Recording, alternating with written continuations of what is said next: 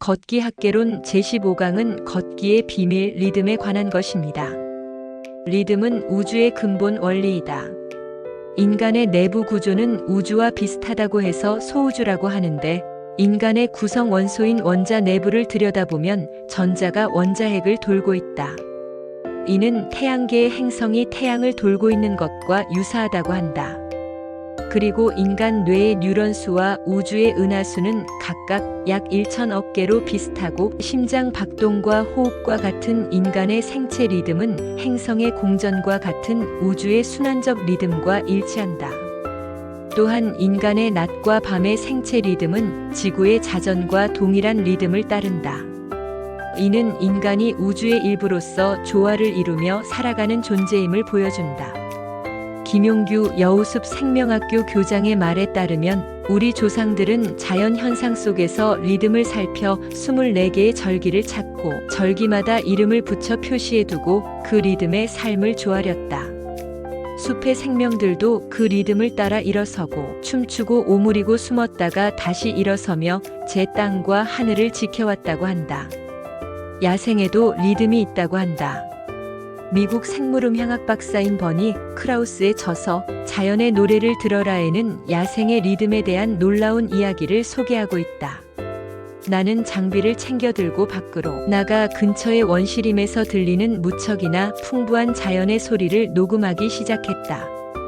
아마 초창기 인류가 마주했던 풍경도 이러했을 것이다.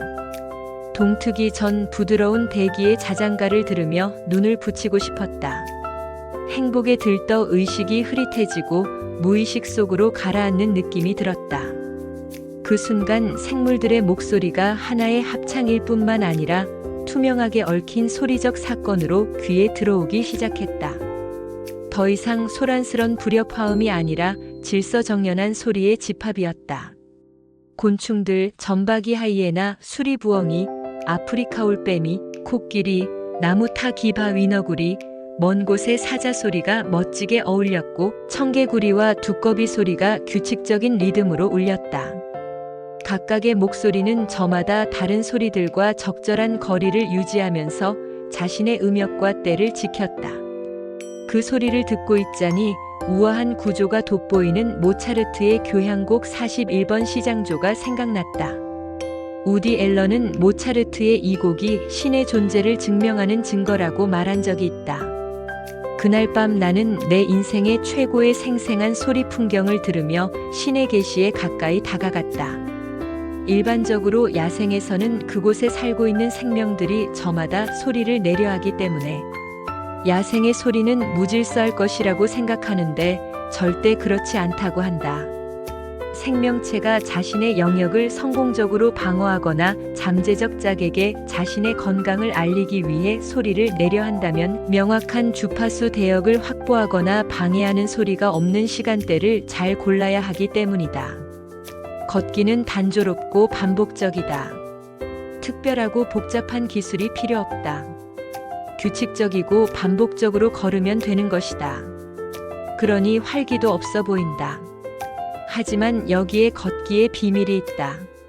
단조롭지만 규칙적인 반복은 자신의 몸으로 하여금 자신과 지형, 지구의 중력과 자전 속도를 감안하여 자기만의 보폭을 찾게 해주고 체중과 키, 자갈길과 흙길, 오르막길과 내리막길 등을 감안하여 자기만의 최적의 속도를 자기 발에 장착시킨다.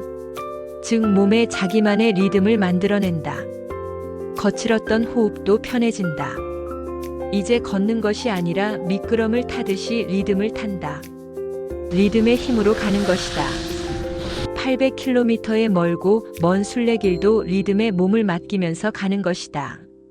컴파운드 이펙트의 저자 데런 하디는 리듬에 몸을 맡기면 벌어지는 일에 대하여 다음과 같이 증기기관차의 예를 들어 설명한다. 리듬은 증기기관차의 바퀴와도 같다. 정지 상태일 때는 전혀 앞으로 움직이지 않을 것처럼 보인다. 피스톤을 작동시키고 여러 바퀴를 함께 움직이게 하려면 엄청난 양의 증기가 필요하다. 이 과정은 아주 느리게 진행되지만 기차가 일단 구르기 시작하면 바퀴들이 리듬을 탄다. 증기의 압력이 일정하게 유지되어 기차가 모멘텀을 얻으면 시속 90km로 달리는 기차는 1.5m 두께의 철근 콘크리트 벽도 뚫어낼 수 있다. 리듬은 중앙신경계에 의해 분비되는 엔돌핀의 방출을 자극한다. 점차 몸의 긴장감과 딱딱함이 사라지면서 행복감 속에서 마음의 평화가 찾아온다. 머리와 어깨, 허리와 목의 긴장이 풀리고 발의 움직임이 자유로워진다. 그러면서 그동안 어긋났던 몸의 자세와 균형을 잡아준다. 걷기의 기적의 저자 세실 가테프의 이야기를 들어보자. 그녀의 삶에서 어느 날 갑자기 가장 자연스러운 기본 동작인 걷기가 사라졌다. 의사로부터 갑상선 이상이라는 치명적인 판정을 받은 그 순간부터 그녀는 제대로 걸을 수 없었다. 다리에 이상이 생긴 것은 아니었지만 체력이 극도로 약해져서 몸을 가누는 것조차 어려웠고 혼자 힘으로 움직인다는 사실 자체가 너무 무서웠다. 남들에게 지극히 자연스러운 동작인 걷기가 그녀에게는 하나의 희망, 간절한 소원이 되어버렸다. 친구나 가족의 도움 없이는 걸음을 옮겨놓을 엄두조차 내지 못했다. 아주 간단한 동작에도 누군가의 부축을 받으며 온몸의 힘을 모아야 했다. 땅을 딛고선 두 다리가 몸을 지탱하지 못할 것 같다는 두려움 때문에 채 몇 걸음도 옮기지 못하고 그대로 땅바닥에 주저앉곤 했다.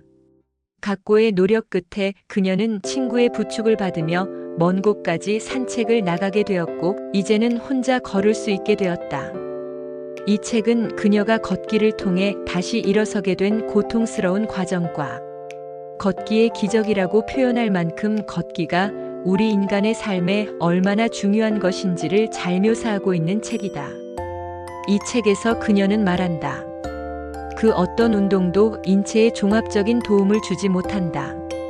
그러나 단 하나의 예외가 있으니 그것이 바로 걷기다. 걷기는 확실히 몸매를 잡아주고 식이요법의 효과도 높인다.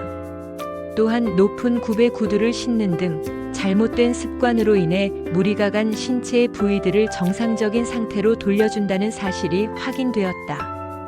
자크 프로몬과 제라르 파코는 좋은 몸에는 좋은 등이 있다라는 저서에서 직립은 인간의 기본적인 조건이지만 그래도 꾸준히 균형을 찾는 노력을 해야 한다고 주장한다. 호모 에렉투스는 걷기를 통해 균형을 유지한다. 걷기, 두 발로 사유하는 철학이라는 책에 의하면 걷기의 중요하고 본질적인 가치와 보상을 가장 잘 이해한 사람들은 작가들이라고 한다. 그들은 걷기에서 리듬을 찾아냈다. 긴 산책의 원조 그리고 두 다리를 철학을 위해 사용한 최초의 인물로 여겨지는 영국의 낭만주의 시인 워즈워스는 걸으면서 긴 서정시를 썼다고 한다. 중얼거리며 이리저리 서성거리며 몸의 리듬을 이용하여 시행을 찾아냈다.